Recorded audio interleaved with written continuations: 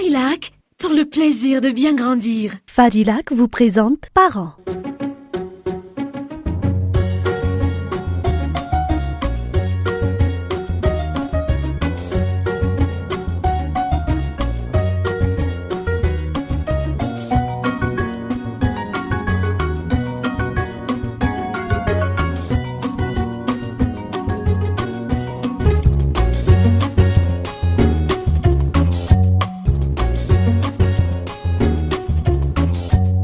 Chers parents, chers futurs parents, chers téléspectateurs, bonsoir à tous. Bonsoir docteur. Bonsoir Taïne, bonsoir à tous.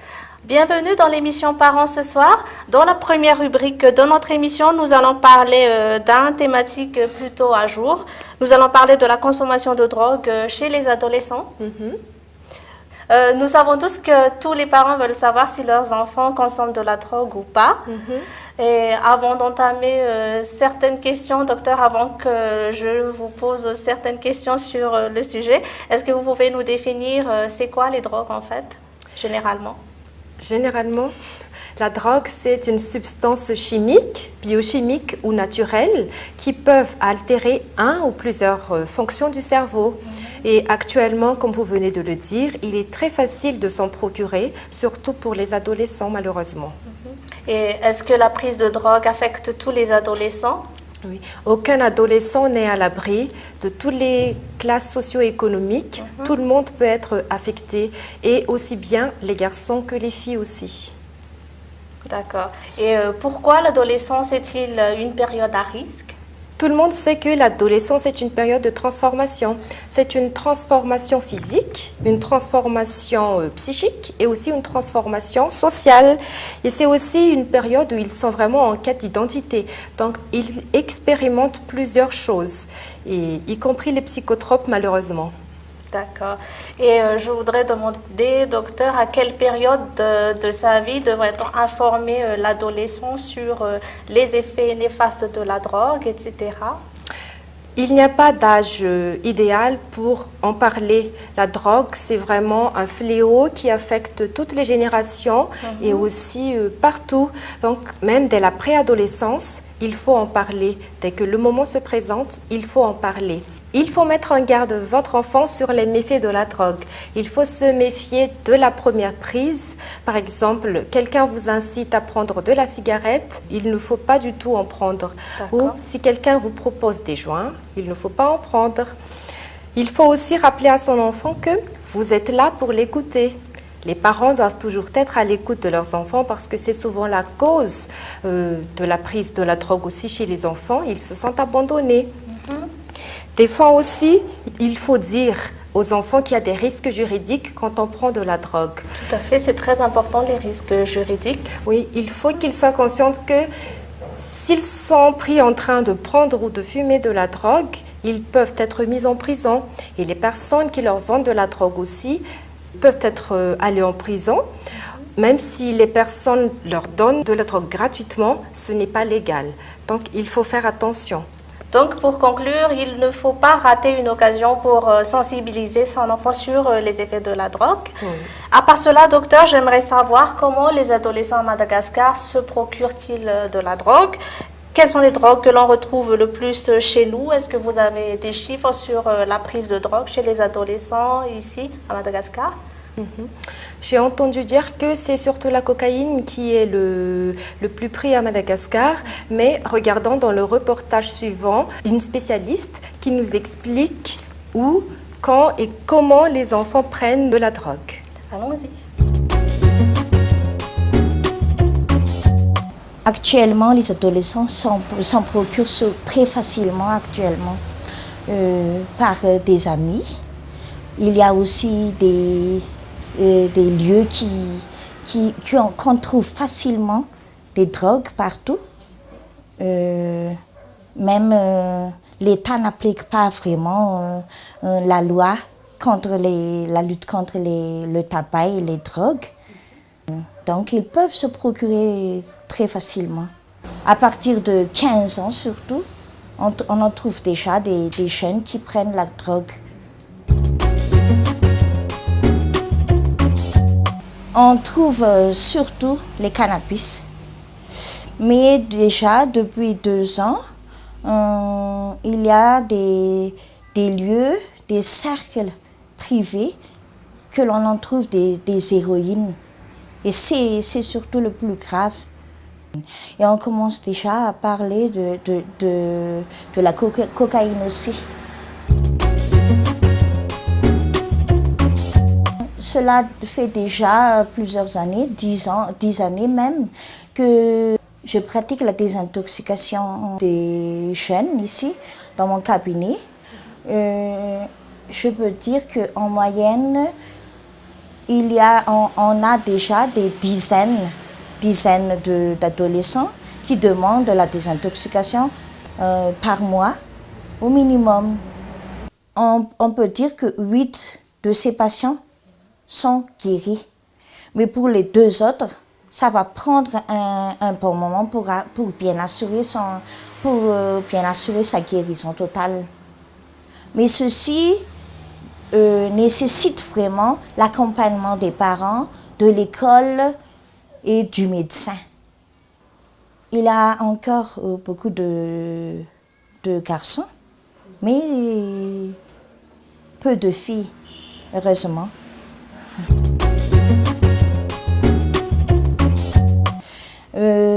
D'abord, il faut comprendre pourquoi un adolescent prend de la drogue.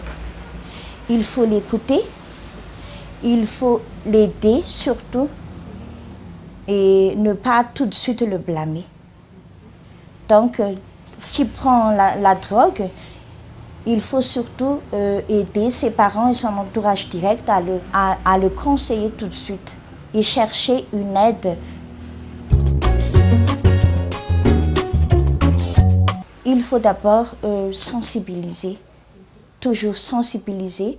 Et c'est pour ça qu'on demande l'aide de l'État, des associations, pour que les jeunes comprennent que la drogue est très, très néfaste pour leur santé.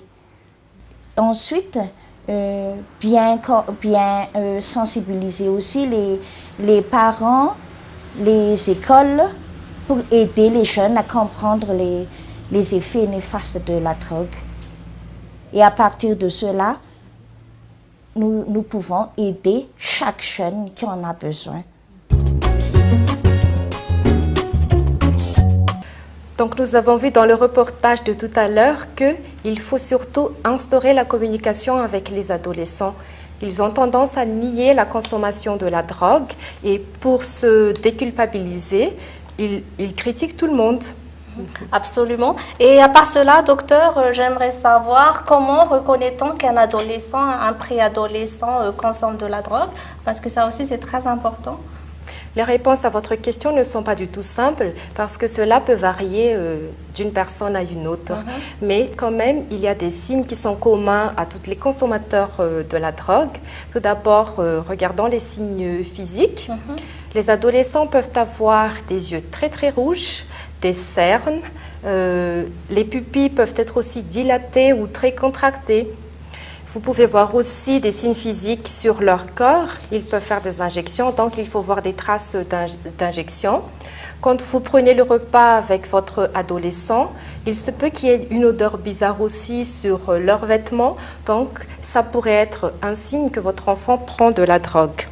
Votre enfant aussi peut tousser plusieurs fois. Il peut se plaindre d'un mal de gorge. La toux est très sèche et votre enfant se plaint aussi d'une douleur au niveau du nez. Donc, il faudrait se méfier.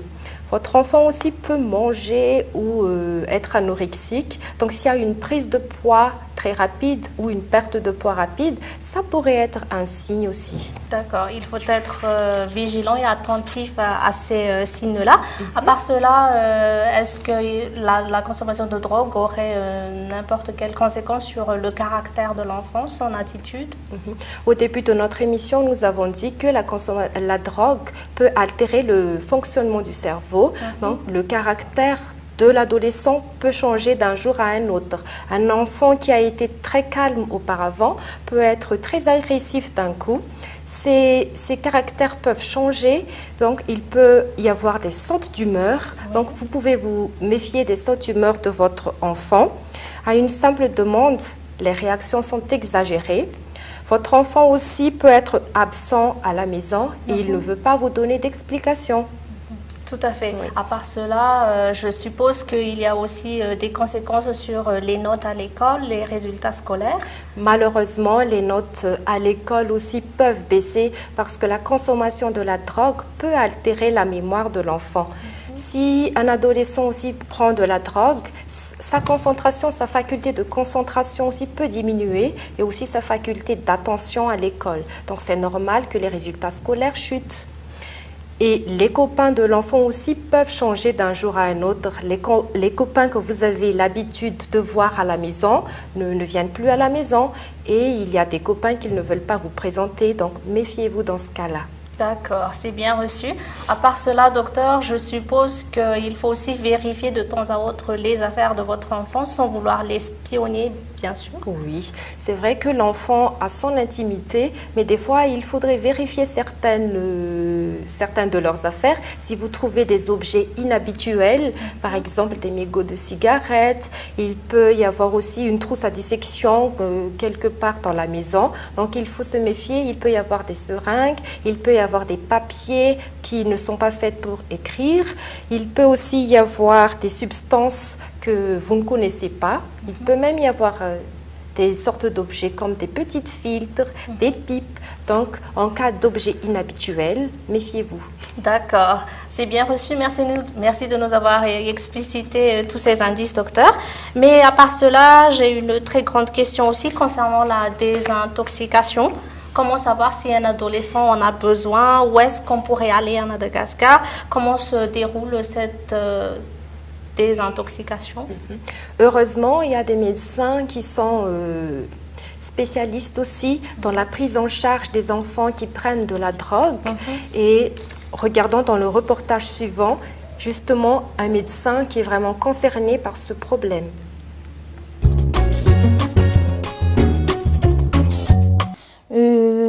À Madagascar, il y a encore très peu de centres.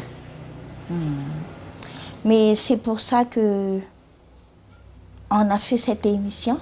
C'est pour faire connaître aux jeunes qu'il y a des médecins qui sont disponibles à les aider. Tout d'abord, il faut parler, avant toute chose, il faut parler aux parents pour la prise en charge complète de l'adolescent. Et au premier contact, et surtout aussi parler à l'adolescent s'il en a vraiment besoin de prise en charge. Pour le déroulement de la désintoxication, le traitement est individuel. On ne peut pas définir tout de suite combien de séances ça va durer, mais pour le premier contact, c'est-à-dire la première séance, on en sait déjà que ce jeune va être guéri de la dépendance ou non. Donc, c'est surtout, on a deux prises de contact, de prise en charge psychologique et la prise en charge thérapeutique proprement dit. Pour la séance, on a besoin au minimum de 4 séances. 4 séances de traitement. La première séance comprend déjà un soutien psychologique pour l'adolescent et tout de suite aussi le traitement proprement dit. Ce traitement n'est pas, comme je l'ai déjà dit auparavant, n'est pas systématique, n'est pas standardisé, comme on dit, mais c'est surtout individuel, selon ses habitudes, selon son milieu, selon ses problèmes. Et c'est à partir de tout cela qu'on va définir toute la prise en charge.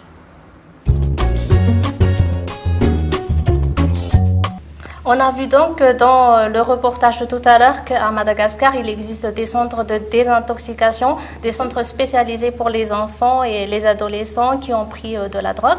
N'hésitez surtout pas à consulter ces centres.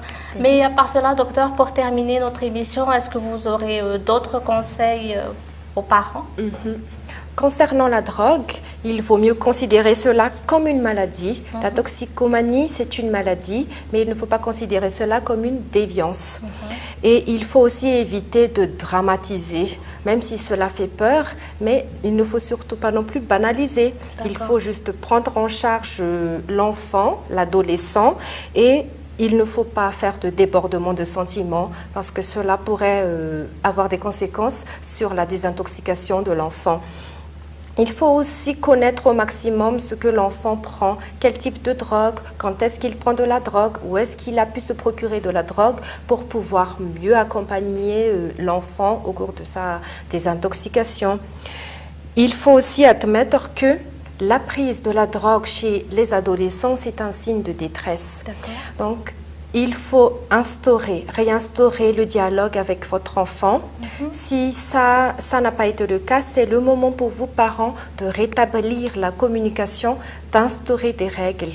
Il faut savoir que les enfants et les adolescents se sentent rassurés quand vous leur dites quelles sont les règles à suivre dans la maison. Ils ont des repères, donc c'est vraiment plus facile pour eux.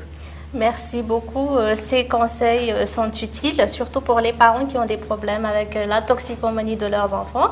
Donc, retenons tous que face à la prise de drogue chez les adolescents et les préadolescents, il ne faut ni banaliser ni dramatiser, il faut toujours communiquer. Voilà, c'est le secret. D'accord. Et on va aussi laisser de côté ce sujet. Si vous avez des questions ou des surplus d'informations à nous demander, n'hésitez pas à nous envoyer un courriel sur parents@magicmultimedia.mg. Mais nous allons faire une petite pause et on revient tout à l'heure.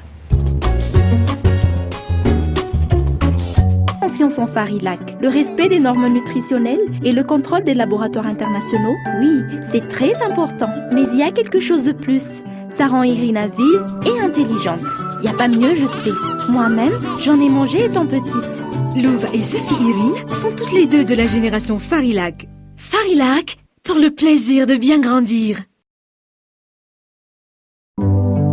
Parce que la peau de votre bébé est dotée d'une richesse insoupçonnée, un capital unique pour toute une vie, aujourd'hui, Mustela réinvente ses soins. De nouvelles formules toujours sans parabènes, sans phtalates, sans phenoxyéthanol, une moyenne de 92% d'ingrédients d'origine naturelle et enrichie d'un nouvel actif breveté, le persios d'avocat. Parce que c'est maintenant que se joue l'avenir de la peau de votre enfant, Mustela lui apporte un soin unique dès aujourd'hui et pour demain. Quand on devient femme, après un bébé ou quand le corps change, on peut souffrir de sécheresse intime. Roger Cavaillès a créé le premier gel de toilette intime spécial sécheresse aux extraits d'olivier. Chaque jour, il aide à maintenir l'hydratation naturelle. Roger Cavaillès spécial sécheresse pour oublier la sécheresse intime. Je vois que vous avez un coup de cœur pour un petit livre aujourd'hui, Taï. Oui, exactement. Je vous ai ramené un petit livre tout rigolo, mais très important. Il s'intitule Zizi, Zézette, mode d'emploi. Alors, le titre dit tout, je crois. Ça parle de la sexualité des enfants, n'est-ce pas? Oui, tout à fait. Tout ce que vous avez toujours voulu savoir sur les zizi et les zizettes, sans jamais oser demander, c'est dans ce petit livre. Et l'avantage avec ce petit ouvrage, c'est que l'enfant peut le lire tout seul, c'est-à-dire à partir de l'âge où il peut lire.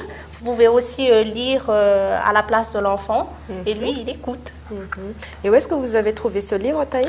Comme d'habitude, je l'ai trouvé au John Bosco Rangourjan. C'est très conseillé pour les parents qui n'osent pas aborder certaines thématiques sur la sexualité des tout-petits.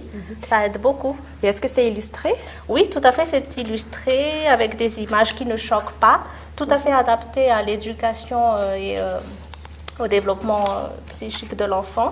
Donc même si l'enfant ne lit pas encore, l'enfant peut feuilleter doucement le livre? Oui, tout à fait. Et comme j'ai dit tout à l'heure, le parent peut lire.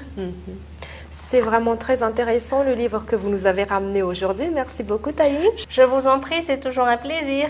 Et on va laisser de côté la rubrique coup de cœur. On passe à la rubrique suivante. Si vous nous prenez en marche, on vous rappelle que vous êtes toujours en train de suivre l'émission Parents sur Cool TV. Donc, nous sommes dans la rubrique Allô docteur. Je vais lire la question de Madame Bénédicte. Bonjour, mon fils de 2 ans refuse les morceaux lors des repas. Par contre, il mange du pain, des gâteaux, des fruits. Avez-vous une astuce pour enfin lui faire accepter les morceaux? Merci. C'est un problème fréquent, le problème de Bénédicte, surtout chez les enfants, chez qui les morceaux ont été introduits assez tardivement dans la diversification alimentaire. Généralement, il faut introduire les morceaux entre 8 mois et 10 mois. Donc, si c'est introduit plus tard, c'est un peu difficile pour l'enfant de prendre les morceaux. Oui, comme le fils de Bénédicte. Comme le fils de Bénédicte. Mais apparemment, son fils mange du pain, des gâteaux, des fruits. Donc, il n'a pas de problème organique concernant la déglutition des aliments solides. Donc, voici quelques astuces qui peuvent peut-être aider Bénédicte pour aider son enfant à prendre des aliments solides. Il faut lui proposer à chaque repas des aliments qu'il peut saisir. Par exemple, les haricots verts, les bâtonnets de pommes de terre, les bâtonnets de fromage, les têtes de brocoli. Donc les aliments durs qu'il peut manger tout seul. D'accord. Il faut aussi séparer les purées des aliments solides. Et la plupart du temps aussi, les parents ne veulent pas que les enfants se salissent en mangeant, mais il faut savoir que les enfants apprennent en mangeant. Donc, il faut laisser votre enfant manger tout seul, manger des aliments solides tout seul, et il peut se salir les doigts et vous pouvez le laver après, n'est-ce pas? Tout à fait. À part cela, je suppose qu'il faut laisser l'enfant aussi manger avec la main parce que les enfants aiment ça, n'est-ce pas, docteur? Oui, les enfants aiment ça. Ça leur permet d'avoir des expériences sur la texture de la nourriture. Ça l'aidera à grandir, ça l'aidera à avoir un bon développement. Et surtout, éviter de regarder l'enfant s'il fait semblant de jeter ce qu'il a mangé.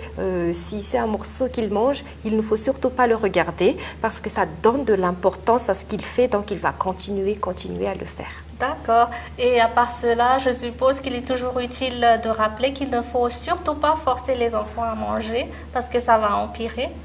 Surtout pas, il ne faut pas forcer les enfants à manger. Si un enfant a faim, il vous demandera toujours quelque chose à manger. Il ne se laissera pas mourir de faim. D'accord.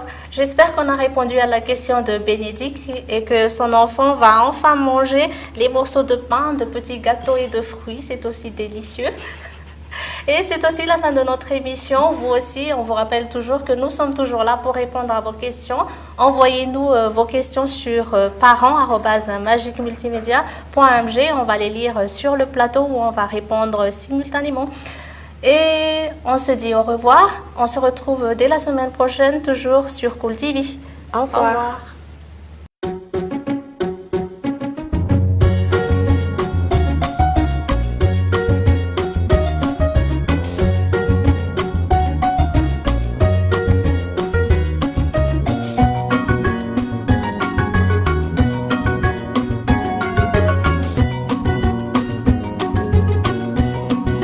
Farilac vous a présenté Parents. Farilac, pour le plaisir de bien grandir.